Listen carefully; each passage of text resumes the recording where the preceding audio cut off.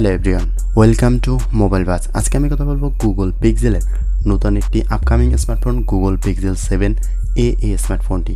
এই স্মার্টফোনটি হয়তো recently globally launch হবে।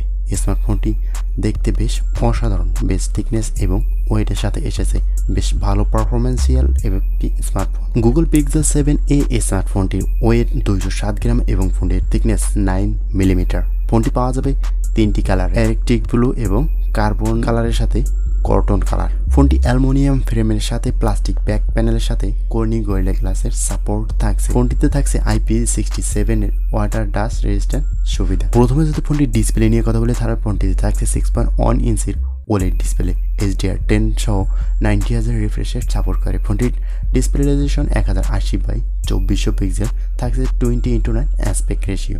ফোনটির পিক্সেল ডেন্সিটি থাকছে 431 ppi, আর ফোনটির ডিসপ্লে প্রোটেকশনে থাকছে Corning gorilla glass always on display থাকছে ফোনটিতে। তো ডিসপ্লের ক্ষেত্রে বেটার একটি কনফিগারেশন থাকছে এই স্মার্টফোনটি। এরপরে আসে এই স্মার্টফোনটির ক্যামেরা সেকশনে। ফোনটিতে ব্যবহার করেছে 64 মেগাপিক্সেলের ওয়াইড অ্যাঙ্গেল ওয়াইএস সাপোর্ট সমর্থিত 12 মেগাপিক্সেলের একটি আলট্রা ওয়াইড এবং ডুয়াল এলইডি ফ্ল্যাশ। ফোনটির ব্যাক ক্যামেরা দিয়ে ভিডিও রেকর্ড করা যাবে 4K/30 fps রেজুলেশনে।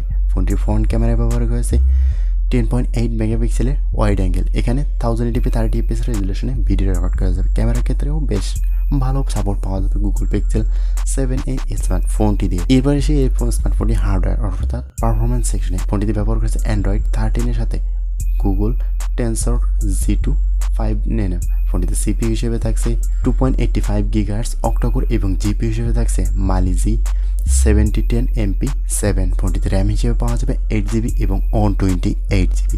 আর ফোনটির ব্যাটারি সেকশন থাকে 4500 mAh ব্যাটারির সাথে 20 ওয়াটের একটি ওয়্যারলেস চার্জিংয়ের সুবিধা। ফোনটি কানেক্টিভিটি সিস্টেমে থাকছে loud speaker, under display fingerprint sensor, 5.2 Bluetooth, GPS, USB Type-C 3.1, wifi এবং NFC।